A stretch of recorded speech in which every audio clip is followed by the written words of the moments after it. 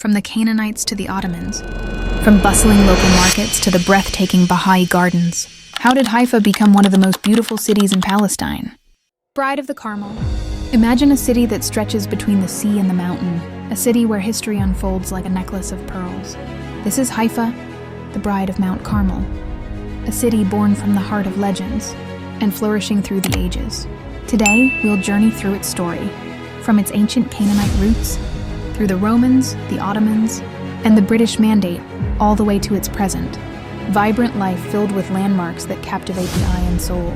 Deep historical roots. The earliest references to Haifa go back to the Canaanite era, when Mount Carmel was considered sacred. Later, the Phoenicians used its shores as a port for their Mediterranean trade. During the Roman and Byzantine periods, Haifa became a strategic stop along caravan routes.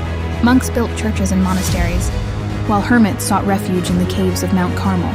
With the Islamic conquest in the 7th century, Haifa flourished as an active port and became famous for its glassmaking, which reached markets in Damascus and Cairo. During the Crusades, Haifa was repeatedly besieged, destroyed and rebuilt, standing as a battleground between Muslims and Crusaders. Under the Ottoman Empire, 1516–1918, the city revived. In the 18th century, local leader Daher al-Omar rebuilt and fortified Haifa, constructing markets and mosques. In the 19th century, development expanded further, particularly with the arrival of German Templars who founded the German colony. During the British Mandate, 1918–1948, Haifa reached its peak. In 1933, its modern port opened, becoming the largest in Palestine and a major hub in the eastern Mediterranean. It was also linked to the Kirkuk-Haifa oil pipeline from Iraq, turning it into a strategic energy hub.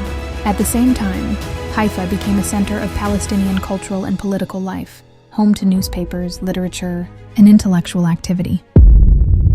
Natural landmarks. Mount Carmel, the eternal symbol of Haifa. Associated with legends and faith, it is believed to have been the dwelling place of the prophet Elijah. From its summit, breathtaking panoramic views of the city and the sea unfold, the sea and the port. Since ancient times, Haifa's port has been its lifeline. Under the British, it became the economic artery of Palestine and remains one of the largest ports on the Mediterranean today. Even today, it remains a city of art, music, and a multi-layered identity.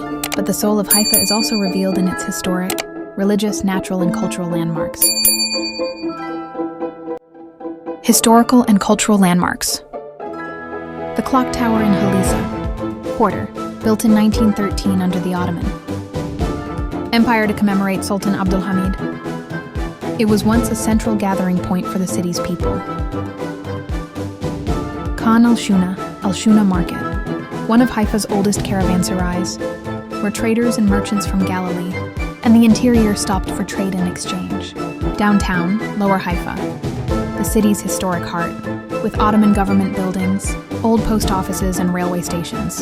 Al-Midan Theater, a leading Palestinian cultural institution showcasing plays and performances that embody identity and memory.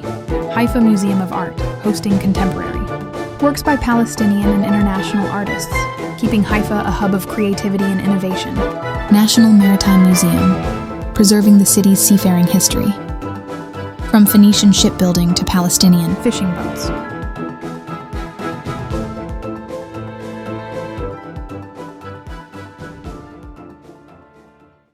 Islamic sites. The Great Mosque, Istiqlal Mosque. Built in 1914 under the Ottomans, its tall minaret overlooks the port and Old City. Jarina Mosque, among Haifa's oldest mosques, serving merchants and sailors arriving at the harbor.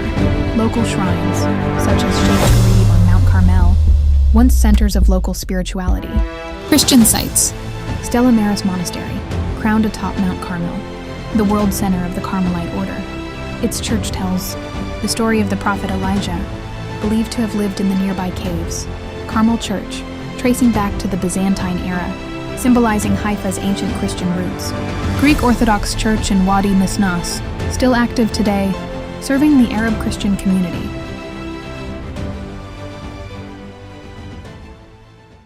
Haifa is not just stones and streets. It is a mosaic of religions and cultures. Mosques, churches, monasteries, synagogues, the Baha'i gardens, museums, and modern skyscrapers all come together in a single city, forming an urban tapestry of diversity and harmony. Before 1948, Haifa was a beacon of Palestinian cultural life, home to theaters, newspapers, and intellectual circles, a harbor for ideas as much as it was a harbor for trade. And today, Haifa remains one of the most important Palestinian coastal cities, a vital urban and cultural center in northern Palestine. Its unique location between the Mediterranean Sea and Mount Carmel offers breathtaking views and has, for centuries, made Haifa a crossroads between east and west. In neighborhoods like Wadi Nisnaz and Wadi al-Salib, Palestinian life continues to pulse through local markets, cafes, and festivals that keep cultural memory alive. On the slopes of Mount Carmel, traditional stone houses stand alongside modern buildings, reflecting a city that constantly redefines itself. Haifa today is more than just a port or a hub for industry and education. It is also a space of coexistence and plurality, a city where differences meet in daily life and where art, music, and festivals bring people together in a shared rhythm of living. Haifa is the city of the sea and the mountain, of past and present, of memory and hope. Haifa, the city of culture and coexistence. Part 1. Historical background. The Baha'i Gardens are part of the Baha'i World Center, which was inscribed on the UNESCO World Heritage List in 2008. These gardens were designed as a sacred place for followers of the Baha'i faith, and at their heart lies the shrine of the Bab, the resting place of Ali Muhammad Shiraz, founder of the Baby movement. Construction took place in several stages, and the gardens were officially opened in 2001, after years of precise planning and work. Since then, they have become one of Haifa's most visited landmarks, attracting hundreds of thousands of visitors from around the world each year. Part 2. Design and architecture. The Baha'i Gardens stretch along Mount Carmel for about 1 kilometer and include 19 terraces arranged in perfect harmony. Their design is a remarkable blend of Eastern and Western styles, reflecting pools and fountains that mirror the sky and flowers, trees and plants arranged with astonishing geometric precision, pathways paved with clean gravel, inviting visitors to walk and reflect. From every angle, the gardens convey a sense of harmony, peace, and order, a direct reflection of Baha'i philosophy, which emphasizes unity and the harmony between humanity and nature. And from the top, the panoramic view is breathtaking. The entire city of Haifa, its bustling port, and the endless Mediterranean Sea. Part 3. Cultural and spiritual significance. The significance of the Baha'i Gardens is not limited to their architectural beauty. For Baha'is around the world, they carry deep spiritual meaning as a place of pilgrimage and prayer. At the same time, the gardens are open to visitors of all faiths and backgrounds, making them a powerful symbol of coexistence and tolerance. They embody the idea that beauty and order are a universal language understood by everyone. Conclusion: Haifa, the city of spirit. Between the waves of the Mediterranean and the rocks of Mount Carmel, Haifa rises as a symbol of resilience and identity, a city that does not break, that does not forget, but instead redefines itself with every new generation. In its mosques, churches, monasteries, and beautiful gardens, we see the image of coexistence that has shaped the city for centuries. In its markets and old neighborhoods, the essence of Palestinian life remains present despite all transformations.